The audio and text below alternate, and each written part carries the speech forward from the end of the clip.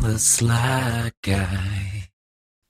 Hello and welcome to another episode of the Sly Guy podcast with myself, Dave Elliott, here, feeling good, feeling fresh. The sun is shining, the weather is sweet. It's another episode, it's another week. Welcome to the show once again, back in the studio for the second consecutive week, which feels really good because we've been so long away out of the studio since we've been back.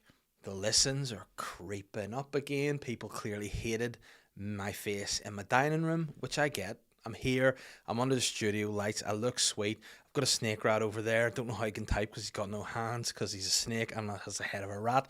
But respect, Ben, how are you doing?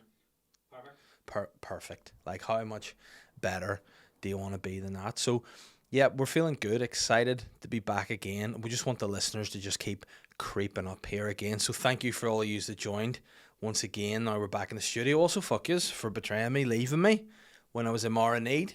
But hey, we're back. And I mean, I think I want to start this podcast just by saying about the general feel across social media and generally speaking the world following the death of Sarah Everard. Like, everybody's been kind of, rightly upset about it.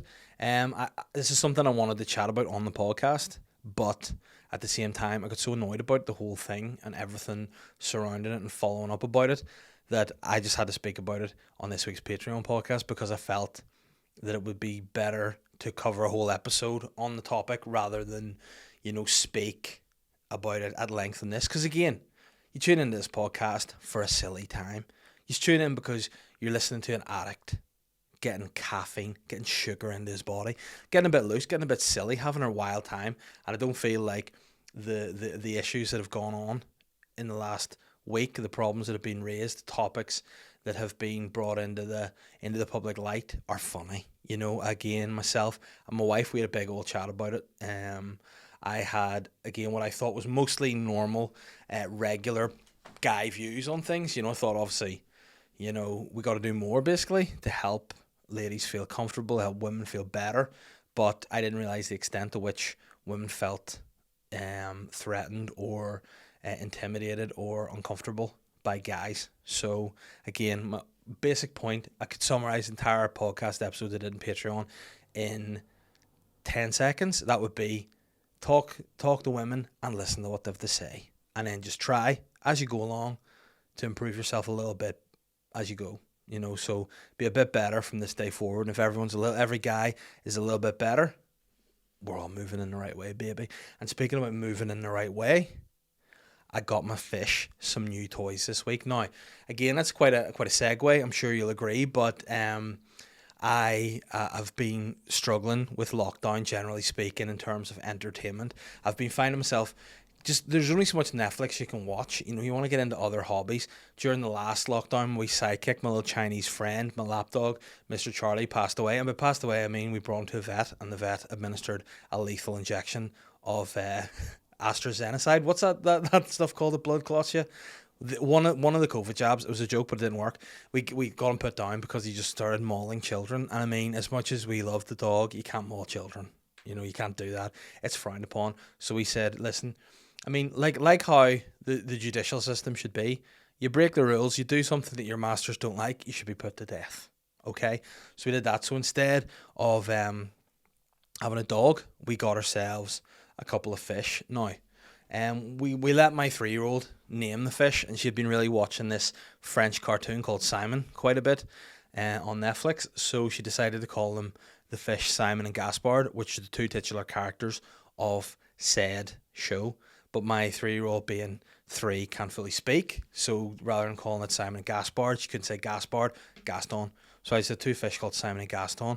And over time, I've just really got into these fish and found myself just watching them. And now at the minute, their tank's like a big rectangular tank, and it had just a little bridge in it. It had a little bridge and a little fern that came with the tank. But over time, I thought, you know what, these guys have started getting personalities. Now, you're probably going to go, you definitely spend too much time in your house if you think goldfish got personalities. Bear with me. Both of them just started what I thought looking a bit sad. They're both sleeping at the bottom of the tank. They could have died, and my wife could have just gone to the pet shop and just bought new fish. Who knows? But they were just sleeping at the bottom of the tank, and I thought, listen, you guys have been through the mill. You guys have been through a pandemic as well. Now you're probably thinking, that's weird. Do you think animals have?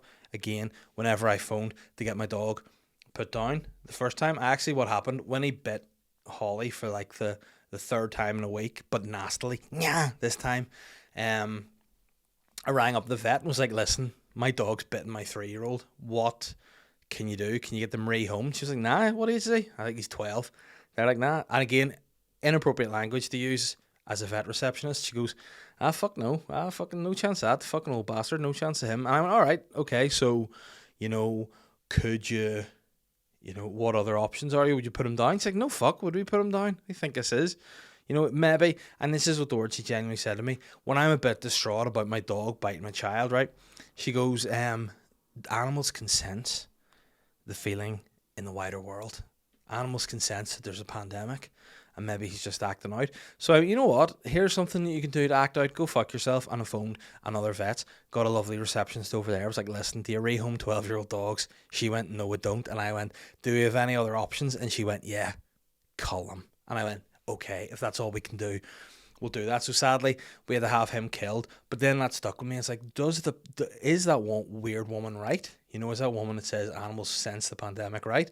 And the more and more that played in my mind, the more and more I thought, maybe my goldfish also are sensing the pandemic, and the goldfish are getting depressed. And I started thinking more and more about that, and I started really getting into my head, maybe my fish are depressed, and then they cheered up. Now, with that being said, I started feeling like we're going to get another dog. So we planned, listen, we're a family, we love dogs. We want to get a dog that's going to be able to grow up with my girls, be able to be part of the family, not have a dog that's coming in and it's going to frighten them. You know what I mean? Not a big dog. I don't know why I made it a sound effect of being frightened there, but they want the pup to come in and grow with the girls. So they're around dogs, they can take responsibility. They can look after it. So me and my wife can go out for like date nights and stuff when the bars open again. So the kids can look after dog look after the kids. Everyone's happy, So that was the plan anyway. And then I started thinking, no, if we're planning for a dog, so we started going and getting stuff for the dog. Like we got a bed for him at the weekend. We got like this little, again, these weird tools you don't know are inventions until you actually go to buy them. This, like, it looked like a giant wine corkscrew, but you just, this, Ben, you put it into the ground and then you just stick a lead to it. So I got one of those, and as I was in the pet shop buying this stuff, and then obviously one of those, long, like, I don't know, like whip type things to throw a ball, got one of them, and a poop bag dispenser to put on the lead. So when we got that, I just started thinking back to what that weird vet receptionist told me, was like, animals can sense emotion. And I was like, did she, and again, within my own head, it's like, did she not just tell me animals can sense a pandemic? I think I'm just adding the fact that these animals sense emotion. And she actually said in my mind at that point, goldfish get upset at the thought of a new pet. So I went, you know what, the goldfish are going to be upset. They're already kind of depressed. So I thought, I'll get them a treat. Like, I'm very, I'll be like that. Like, if I go out to like Tesco's or something and I'll see like a Barbie magazine or something, I'll go, my 3-year-old like that. I'd see, look across at something and go, like, a screwdriver with all the wee drill bits in the handle. I'd see that and I go, my 5-month-old could use that down the line. So I'd like buy gifts and, bestow them. So I thought, right, I get gifts for my fish. So I got my fish a house and a new fern to put in their tank. And the house was, do you know SpongeBob SquarePants? You know why SpongeBob lives in a pineapple under the sea? My fish now also live in a pineapple and I say sea, it's just tap water in a tank in my kitchen, but that's where the house is. So I spent the last few days trying to goad Gaston into the pineapple. Simon, having none of it. He just likes to just lying under his wee bridge and just be miserable. And he's the fattest out of the two. So we got them. They were about that size. Now they're about that size. Like little mini sharks. And Simon's just the fattest and he just lies by the bridge all day. And Simon is miserable. Whereas Gaston, he's like, nah, I'm having some of that. He's now in the pineapple under the sea and that's where he sleeps. And it's a great sight to behold. It made me feel really good about my fish, and I just feel really uplifted that the fish are using the tools, and I'm obsessed with them now. So now that the tank has been, I cleaned the tank as well over the weekend, and it's just a great time. Nice clean tank, new toys, fish are happy. And you know what the old fable is, Ben? A happy fish is a happy dude. So I'm feeling good about that. So the fish have been treated well, and my kids have been treated okay. In comparison, they got blinds this week for their room. Now, tell me that's not good parenting to buy your kids. What do you want, kids? Oh, we'd like a get you new blinds for your bedroom. What about that? So you got new blackout blinds, and again, very selfish present because my kids now, my 5-month-old just wakes up at 5 every day and just screams. Now she is the loudest baby in the world, so she doesn't cry really in the morning. She just goes ah, and it kicks and kicks the whole cot and shakes the whole bastard room ah. And then when she does that, she wakes the 3-year-old, and the 3-year-old has this thing in her head that if there's light, she's like, it's morning. So like she'll get up at 6 and look outside and it'll not be pitch black and go. And it's very ominous to look here. You know, when you're lying in bed half asleep and then another person walks into the room right into your face and goes, it's morning. You go, oh, you're scared naturally from that happening. So yeah, even with a 3-year-old, so we thought, right, we need to make her feel like she's in prison. We need to black out the blinds. We need to make her feel like she's trapped in this house and doesn't know time. It's like a casino in Vegas. We need our house to be like a casino in Vegas, full of fat American dudes on like micro scooters, but also a child that's not going to wake up at 6. So we got these blinds in. Hopefully, she'll lose track of time. She'll stay in her bed after 6, and then this guy might not have to use specialist moisturizer for under his eyes because he looks fucking terrible because he's getting like 3 hours sleep at night. But that is what my week has been this past week. So it's been up and down. You know, we've had a tough time in terms of like thinking what we can do to do better as a guy, you know, and then also got my fishing, the new underwater house. So I mean, swings and roundabouts, you know, swings and roundabouts. Ben, how do you feel about that? Do you think it's been a fun week for you? Have you got anything for your pets at all? You have a dog, don't you? What's the dog's name? Chili. Hitler?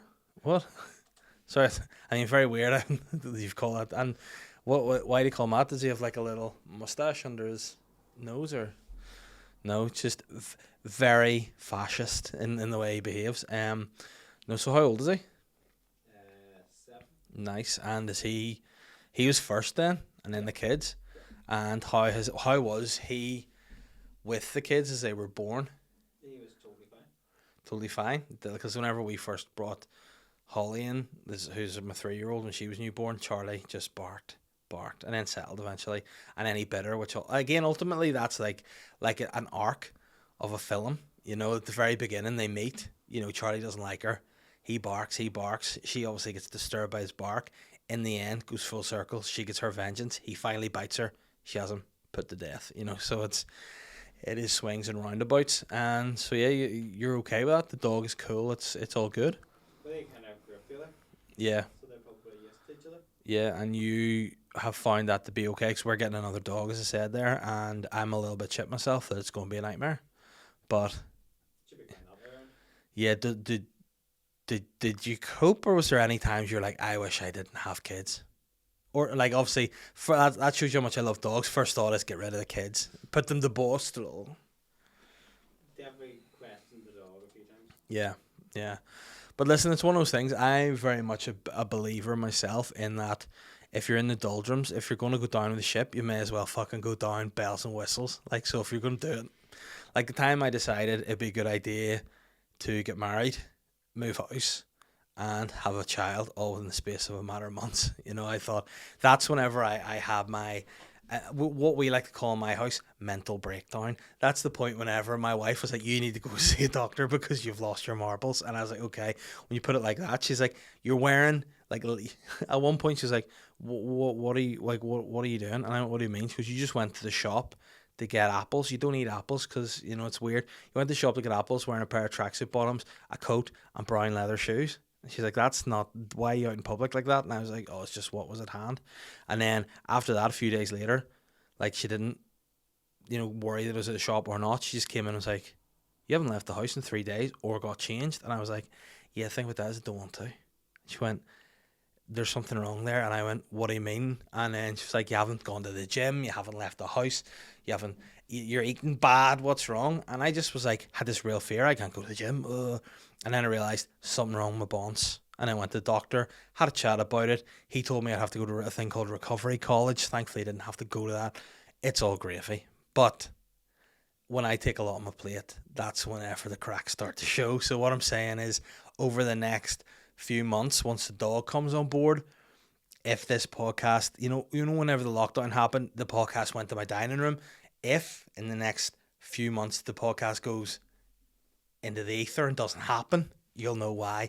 This guy, boom. So, that's where we're at. But I'm looking forward to it. Again, I'm trying to be positive. I think the dog it'll be good for exercise. It'll be good for teaching the kids about death. And isn't that what you get dogs for? Why do you get a dog? Because you love animals? No. As an educational tool to teach my children about death. So when inevitably their grandparents bite the dust, you can be like, remember when Sparky died? It was shit and you got over it. And they'll go, yes, that's what's going to happen to Granny and Granda too. And then Granny and Granda are also going to be put into like one of those mini egg tubes and just fucked into the sea as well. So that's what's going to happen. But look, we're all good about it. We're all good in the hood and looking forward to having a dog. And the dog will be added to my census form because we did that as well this week. This is what happens when you're stuck inside. You get to have banter like this. We did the census form. Have you done your census form, Ben? I did. And obviously a lot of the listeners of the podcast know I'm a big advocate of the Irish language, Gaeilge and such ish. So Ben, did you put yourself down as an Irish language speaker? No. And fucking bastardish right there. This guy, can you please do me a favour? Put subtitles on to what that means. I'll say that one more time. And fucking bastardish, this guy. I'll tell you what that means afterwards. You can put it on anyway. So yeah, obviously I put that I'm a big Irish language speaker there. I also put that I'm an Ulster Scots speaker. Are you an Ulster Scots speaker? Again, no. Okay, well that would be Diddley arsehole is what this guy would be in Ulster Scots. So yeah, I put that in. I filled out the census. Again, had an epiphany during the census, thinking to myself, isn't it funny that we're doing a census? Did you think that, Ben? Isn't it funny we're doing a census? Everyone has to do the census or else you get, is it fined or do you get put in prison? £1,000 fine. Yeah, so you get £1,000 fine. I thought, in my head, I was like turning up the McGabry. I was turning up the McGabry, being like, sorry, I didn't do my census. And like, you don't go to prison here. I was like, listen, I'm coming. Like, that's the level of tout I want people to be. Touting yourselves. Go to McGabry and say, listen, put me inside. I haven't done my census form. And actually, death penalty, really. So I've done my census form, but what I was thinking during that was like, people will not do the census. People will be like, oh, I've got to do it. I don't want to get £1,000 fine. So fill out all their information, who's in their house, what their religion is, what their job is, what age they are, how much to earn, all this information, no problem, pump it into a census, but we'll have issues about getting a wee vaccine to make you feel better because the government are watching you. So do a census where you tell the government everything about yourself, but yet you'd be like, no, because they're going to stick fucking needles in my arm and they're going to put the on MI. They're just going to have Skynet in my arm and they'll know what I'm at and they'll track me. Stupid. They track you with your mobiles. They're tracking you with your senses. We're already fucked. See if the government want to fuck us. We're like, basically what has happened, Ben, you know what has happened? And again, this is education from me. And I know we've said before in the podcast, you come to this podcast for news. A lot of people come to this, they don't watch the news anymore. A lot of people say the news is too doom and gloom. We'll listen to Dave Elliott for facts about news, about politics, about the government. Are you ready for some facts about the government, Ben? Yep. What are those things called? Stirrups? Is it that women put their feet on when they're giving birth? Yes. What the government do to you is they put your feet on stirrups, okay? They spread your legs wide open. They put, like, it's like a reverse, what's that thing called? You have one in your garage where you clamp things on. A vice? Is that a vice? They have like an anal vice. They put up your ass and they reverse, rather than tighten it, they open it nice and wide. And then the government, both fists and also the wee dicks, in your ass, because the government can fuck you already. They already have you on stirrups. Your arse is gaped. You're already fucked. So just get the injection. That's my advice, news to you. Get the injection. Let's get out in the world again. Let's bring back stand-up comedy. Let's have a good time, because the government are already double fist fucking us. All right? So let's just admit we're going down regardless. We can't change it. Get the vaccine so I can go to Turkey for cheap liposuction. Boom. Now, that's what you come here for, politics. Now, speaking of politics, I want to talk about a certain politician today. A politician who, to be fair, up until today, I held in very high esteem. I thought this guy was a man of the people. I thought this guy was a forward-thinking, modern, politician, a politician for one and a politician for all. And you know who that politician is, Ben? Jim Wells. I don't know if it's formerly of the DUP or of the DUP, but Jim Wells. Then I saw something today. I think it was Paula Bradshaw, of the Alliance Party, put up a tweet saying that she had been putting a motion forward about abortion and the debate around that. And Jim Wells, again, the man of the people, the forward-thinking, modern, open-minded guy that he is, stood behind her and heckled her the whole way through. Which, by the way, not a sweet move if you're Jim Wells. So I thought, when she put a tweet up, tag Jim Wells, I thought to myself, listen, if she's going to make this about him, I'm interested to hear what Jim has to say in response, because I'm sure it'll be very open-minded, because that's the kind of guy he is. He'll be open-minded. He'll not take it to heart. He will respond in a measured, mature manner. So I clicked on Jim Wells' Twitter handle. And by the way, this is what it is, Ben. You put it along the bottom of here. It's at Jim Wells MLA. Go follow Jim Wells at Jim Wells MLA. So I hit on at Jim Wells MLA. And you know what I discovered, Ben? This. He blocked me. Jim Wells, for some reason, unbeknownst to me, has blocked your boy on Twitter. Now, I had a long think about this to be like, oh no, how have I offended Jim Wells? What have I done to offend Jim Wells to the point that he will block my Twitter account? And I thought, yes, every time I make a joke about people being backward, offensive, hate-filled twats, I reference Jim Wells, okay? Every time I do it, I reference him. Then I thought as well about a particular time when I saw him, I think it was on Good Morning Britain, and after seeing him there, he had a shaved head. So he'd gone through this metamorphosis of, to begin with, he looked like this nerd guy with like a fringe, and wasn't a sweet look, obviously. Then he sort of started coming out. Once he got booted out of DUP, he started sporting this new style, like real sassy, like a blowout haircut. And he was all, oh, yeah, I say what I want and do what I want. No, fuck you, Arnie. And then he turns out with his bald head. So I just thought, this is the metamorphosis of Jim Wells into Voldemort. So I made a picture of the transition into Voldemort, as you can see on this particular image here.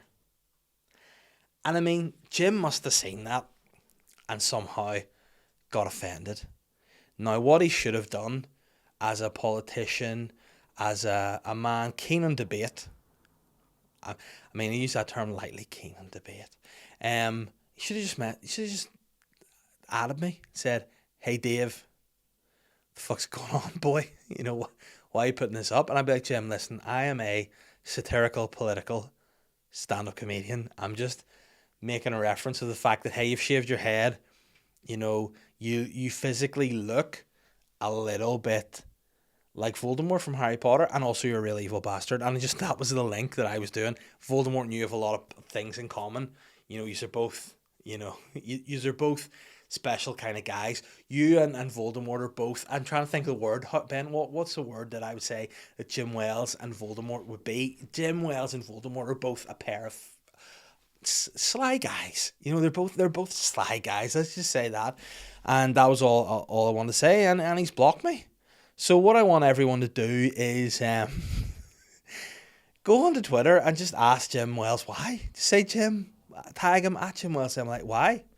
And then hashtag justice for Davey. Find out what we can do, because I know a lot of people have, whenever I put a thing out before, if I would have guests on the podcast, Jim Wells was always mentioned. People wanted Jim Wells as a guest on this podcast. Oddly enough, they wanted Piers Morgan as well, which again, I would find it difficult chatting to him. He's a fucking bit of a wazzock, but he was one. Jim Wells was one, and then also that gay guy out of Pineapple Dance Studios. People always wanted to see me chat with Louis Spence, And I mean, I think, listen, if ever there was a duo that should do a podcast together, me and Louis Spence, a lot in common. Both very flexible guys. If you know, I don't know why I'm raising my eyebrows. Both very flexible guys, if you know what I mean. And by that I mean athletic and exercise, okay? But Louis, if you're listening, come on. That sounded like trying to pull him there, didn't it? Louis, come on the podcast. Louis, come on. And Jim, unblock me because I want to have a bit more crack with you. I want to be friends again, you and me. Bros.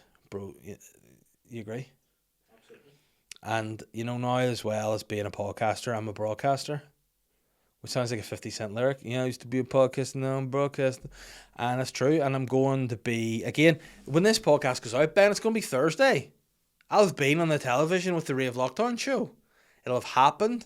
It'll be on BBC. I'm actually dressed, basically. I'm wearing the same top. So if you've watched the Ray of Lockdown Wednesday night on St. Patrick's night, this is going to look like this is me hungover. The day after St. Patrick's Day. Oh. After the Ray of Lockdown, and I mean, it's going to be good one way or other. So the way I look at it, hopefully, you know, when we filmed it and shot it and stuff, I thought this will be a pretty good show. So obviously it's a lot of fun we do on the radio, but how do we translate that to TV? Tried to figure it out. I think we have done it, and hopefully it'll work well on the TV. Again, if it doesn't, I'm a comedian. I could stand up material out of it. So every cloud has a silver lining. But have you ever looked at a cloud with actual... It doesn't really have silver. That's just a stupid saying. It's a load of balls. If it doesn't work, Jim Wells will unblock me and troll me on Twitter, which is fair. So yeah, hopefully everyone enjoyed that. If you haven't seen it, watch it on the iPlayer. Ben, have you watched my show? Again, this is weird because it hasn't been on TV yet. But Ben, did you watch my show last night? Yeah, it was great. Great. What was your favourite bit? The bit where you played music. Nice. And any particular moment in the show other than just what we did? That comes on. It's a great show all around. Nice. I know you're a big fan of 90s electro dance. Absolutely. Nice. Who's your favourite 90s dance band? The second band that you played. Scatman. Nice. That's the one. Nice. And what's weird about Scatman is apparently, you know, this guy is very much into people excreting on him, but at the time we just thought it was just a guy going boop boop scooby doo boop boop, but apparently glass tables, you know.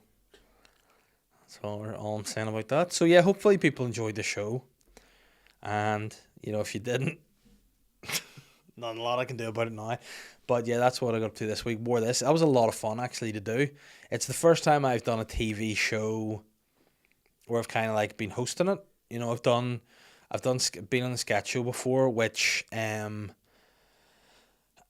don't want to offend anybody when I say this, but again, I spoke about what the Scatman's into. That show was what the Scatman's into. Yeah, a lot of it, like probably not so much that it would overflow the glass table. But listen, it was an opportunity which at the time I thought was going to lead to, you know, full-time comedy career, and guess what it did? Not that. Still not. So hopefully this works well and people like it, and we can do that again. But it was a lot of fun to shoot, a lot of fun to you know, be involved in. The production team were really great. The execs and all, load of fun. The whole day out was great, especially during when we've been stuck indoors, to get to actually go and shoot a TV show with other people that aren't, you know, your family was a lot of fun. Again, I was feeling a wee bit uneasy about the whole thing and like leaving the house, and you know, we sort of get cabin fever over the last year, and we sort of think things, you know, you don't feel safe, if you will, in certain situations. And you know, like people have, you know, in America, Ben, if they're traveling, they have like, I think, could you look that up? Is it like a safety animal or something people have? Is it one of those? Could you check that up for me? Is it like there's an actual phrase for like animals you take on a plane for comfort? Maybe type A, animals you take on a plane for comfort. Has a certain name to it. I don't know what it's called, like personal, yeah, airplane. Let's see, animals you take on airplanes. Emotional support animals. That's the phrase is. So people have emotional support animals that they bring with them during difficult times. Let me see. Can I look at this? So like a lot of people have pigs and ducks and stuff that they just bring on planes, Dalmatians, to make them feel really good.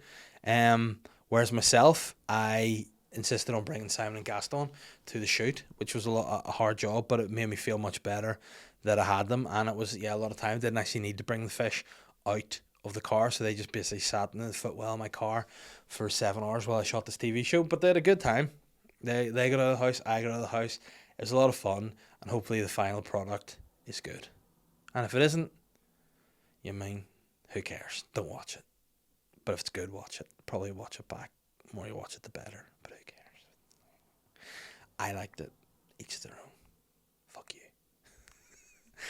And speaking of things that I want to talk about, Ben, how long have we been talking on this stupid episode for? Half an hour. Half an hour, there you go. What about that? 45-minute podcast, up my balls. There we go. What do I need to talk about? Oh, that's right. I'm doing a show. I mean, every week I forget about this. I'm like, there's always something I meant to talk about. My show at the Ulster Hall, Pillowtalk, brand new stand-up show on the 17th of December at the Ulster Hall. As it stands, at the minute, tickets are selling like actual hotcakes. Like hotcakes from a Greg's sale. No, they're going out the door. If you actually can see here, Ben, can you put the graphic of the ticket? See there in the sign. How good is this technology here? You can see the green dots are the seats that are left. The grey ones all gone. So as you can see, not a lot left. So if you want to come to the show, obviously, maybe if you want to ejaculate as well. Apparently, buying tickets to my show stimulates ejaculation in both male, female, or non-gender specific humans and animals.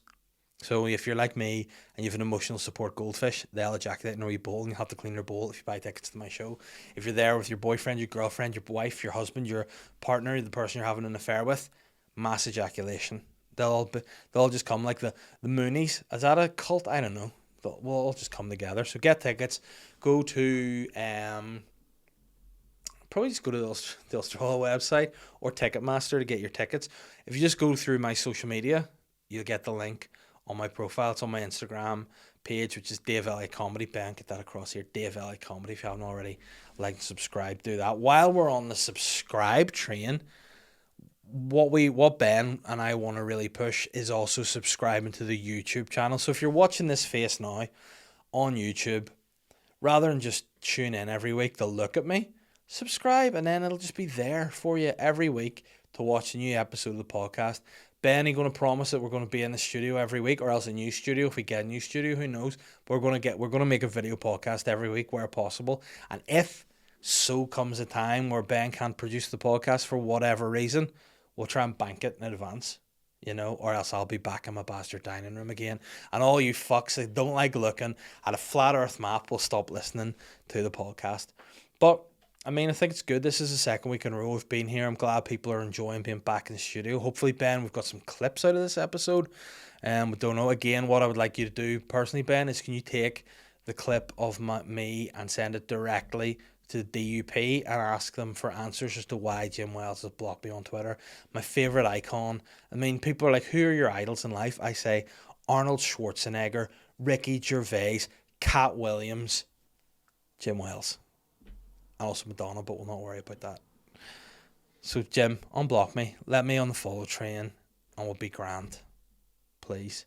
Speaking of follow trains too, wow, my segues this week have been something else. Speaking of follow trains, if you want to follow for bonus content, you want an extra podcast every week, both video and audio, plus at the minute the new series that I'm doing, Serial Killing It, which is being received really well by people, which is a serial killing podcast / comedy, because I'm not a true crime buff. I don't know enough about it to just do a sole true crime episode, but I can take the piss.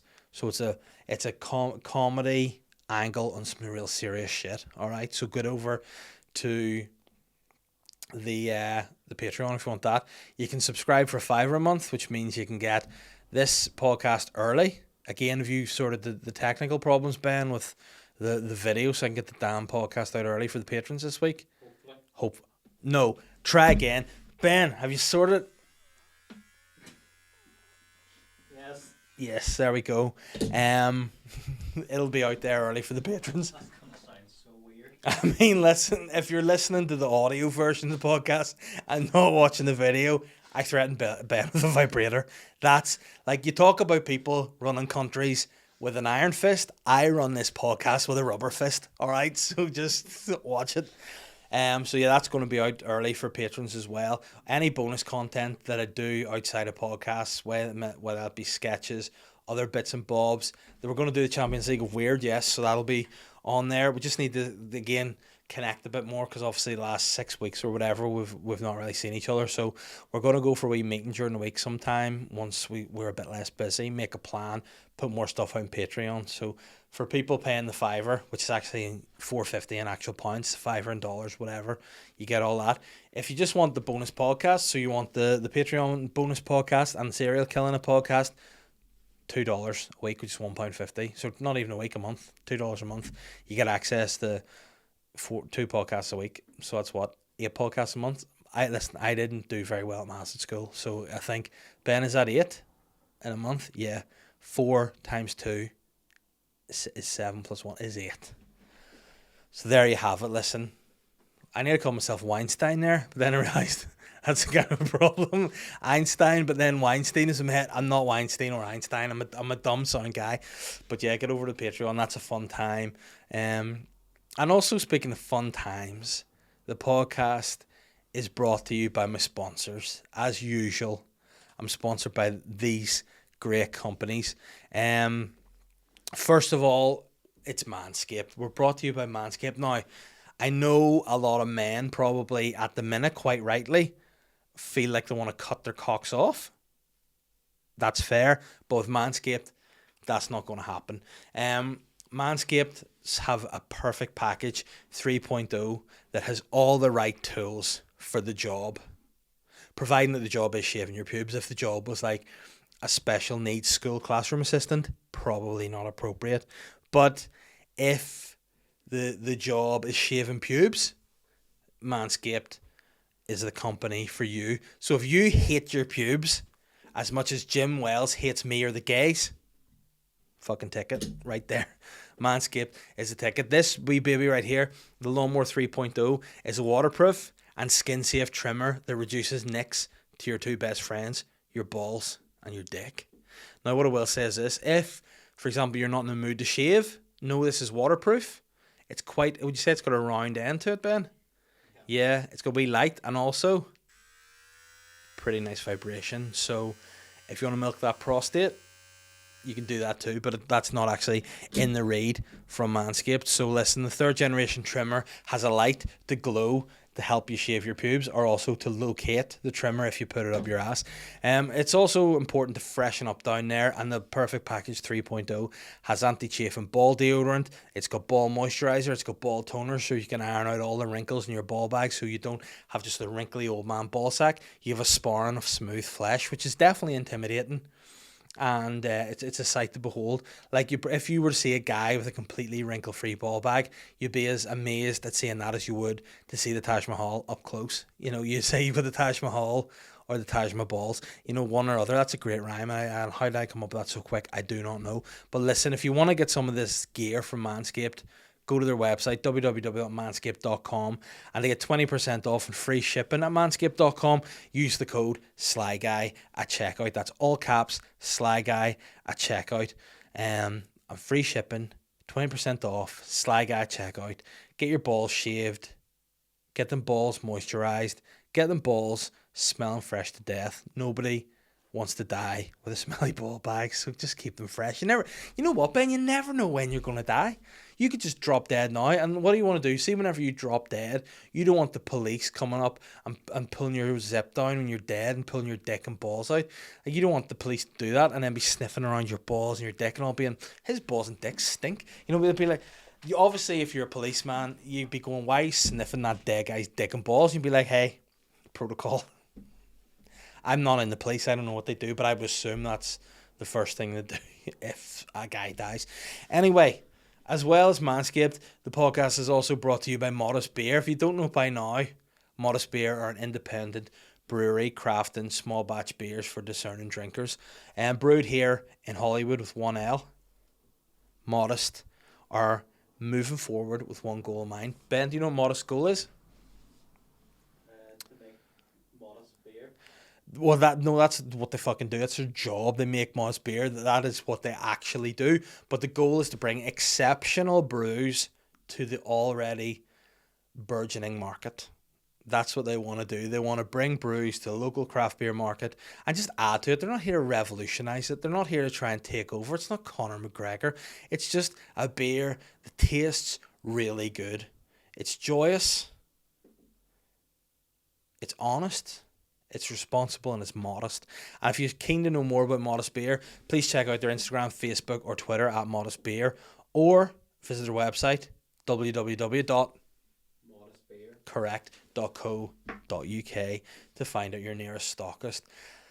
You know what, Ben? You going to drink some Modest Beer? Did you drink some Modest Beer on St. Patrick's Day? Didn't have any. You did. Every week. People are like, oh, how do you pay Ben to do the show? I pay him with three things. Thing one, Modest Beer. Thing two, cash. And thing three, poppers. And all together, that's a good time. So yeah, he probably just got too paralytic on Modest Beer last night that he can't remember, and then put poppers. And then, next thing you know, hey Ben, you live your best life. And speaking of best life, guys, let's get on listeners' questions. How long have we been talking for? 40 minutes. Fucking value for money, guys. This is what you get. This is what happens when we get in the studio and we take sugary coffee. We lose the run of ourselves. We have a good time. We try and right the wrongs of the world, and we call out Jim Wells for being a homophobic, anti-woman, backwards bastard. Unblock me on Twitter so we can chat, mate. Scott McCulloch has said, is cereal a soup? What's the best Wi-Fi you've seen and the worst smell you've ever smelled? Scott, one question. This is the thing that really annoys me. Seeing you ask for a question, give me one question every week, not three. So what I'm going to do is pick my favourite one of those questions and answer it. I don't like any of those questions. Next question. Johnny Bow, how's your writing coming along for your big show? Now, here's the thing about that. By the way, Scott, cereal's not a soup, just in case you get annoyed. Johnny said, how's the writing coming along for the big show? There's a few big shows at the minute. Unlike the wrestler, where there's only one big show, and there's actually no big shows anymore because he's left WWE, who owned the rights to the name Big Show, and he's gone to another wrestling company. Now he's just known by his real name, Paul White, which he owns. But anyway, we're losing the run of ourselves. I think the big show, if it's Pillowtalk, the writings, it's going along nicely. I've written lots of new bits. Some bits that I think are my best bits yet, and I'm excited about talking about them. So yeah, it's going along nicely. If you're referencing the sitcom that I'm writing, that has to be written by the end of this month, yeah, it's happening in some way, isn't it? Michael Kerr has said, Kerr, why do I say it like that? Michael Kerr has said, hey, sexy, what do you make of Mickey doing a little bit of the bubbly on his drunken podcast without you? Well, I mean, I think it's fair enough. Obviously, Mick is a full-grown man who can do whatever he wants, and if to drink some bubbly on his own podcast is what he wants, I respect that. I'm not going to sit here as somebody who hasn't drank in the year 2021 and criticize him for drinking every day in the year 2021. I'm just going to sit here and I'm going to say, listen, I don't need drink to have a good time and make good quality podcasts. All right, maybe he does. That's fine. You know, his content's very enjoyable. It's very funny. But listen, the guy's got a problem. I don't need that problem. I'm clear of mind, clear of body. A lot of people call me the Dalai Lama. And they spell it like D-A-L-E, like the way Pitbull says it. Dalai. I'm the Dalai Lama. I can have a good time without poisoning my body with drugs or alcohol. I'm straight-edged. I'm straight-laced. What's your drug, Ben? Poppers. What's my drug? Sugary coffee. Caffeine. That's all I'm into, you know. But how I feel, do I feel slightly hurt? Yes. Obviously, I'm trying to hide my hurt in being sly about him. Yes. But listen, Mick and Connor Key's podcast, Deck Chair and Yums, is very funny. I would recommend it. It's probably, you know, the funniest local podcast. You know, obviously, present company excluded. I would say, would recommend, check it out. But if you ever do a little bit of bubbly again without me, you're getting cut off from my hedge fund, okay? The ASAP podcast has said, any tips for a new podcast who are attracting decent guests thus far to really make a name for themselves? And that's, yes, just a shameless plug of the ASAP podcast. What I would say as well, first and foremost, I do believe the ASAP podcast messaged me to do an episode. What I will say is I will do that. Message me again, guys. I just didn't see it at a relative time to respond, and I was a bit busy. But I will do a podcast. I will grace you with my presence, and you'll get the big dog, the guest you want. I will do that. But any advice for a new podcast would be make sure that your producer doesn't force you into your dining room for 7 weeks at a time. Also stick at it. Whenever I started off my podcast, I think I got like 3 listens a week for like the first 2.5 years. So just stick with it. You'll build a following, build it naturally, build it organically, build it orgasmically, and it'll be good. And just keep trying to improve each time. So in the beginning, I started doing my podcast into just my computer with no microphone in my garage. Then I got a microphone. Then I ended up getting a bit more equipment. Then I managed to move into the studio. Then I managed to get produced. Always progress, but don't give it up. Too many people start a podcast. They don't hit big numbers to start, then they just quit. So stick at it is my advice. And also get me on. That's what you need to have a great time. Adam Shanks has said, if you could take one thing from NI and put it in the Olympic Games as an event, what would it be? Such as, I mean, I don't know why I read that as ironing, but it says marching. Is ironing specifically Northern Irish? I don't know.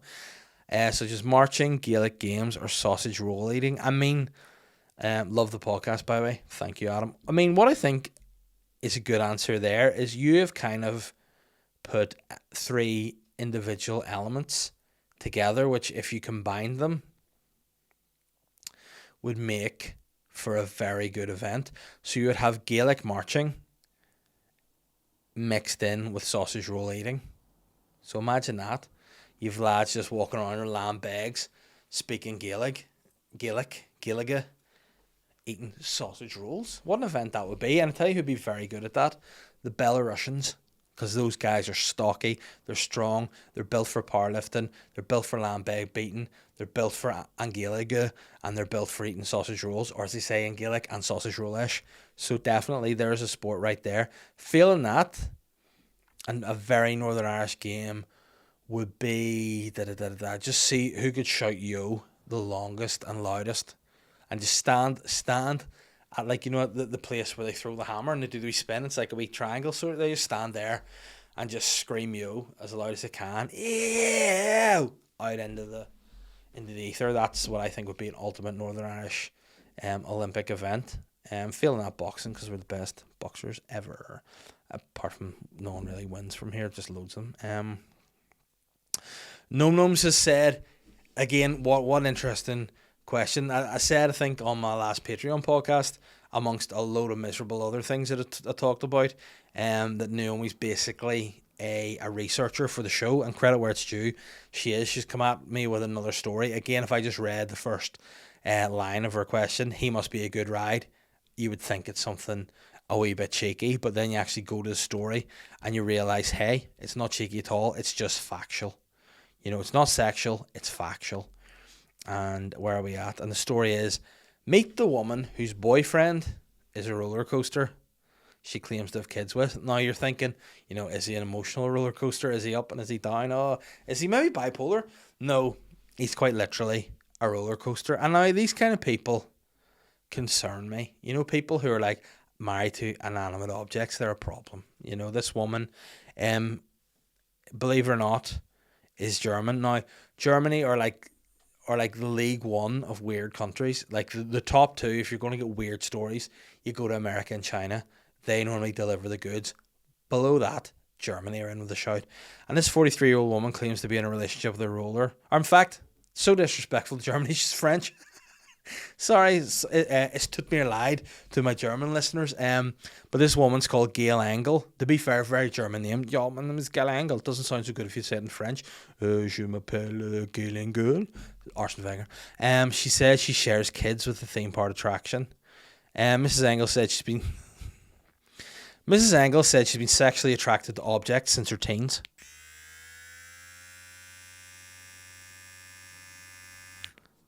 And as an adult, she's became fascinated with roller coasters. She was 38 when the artist found herself developing strong romantic bond with the German ride. I mean,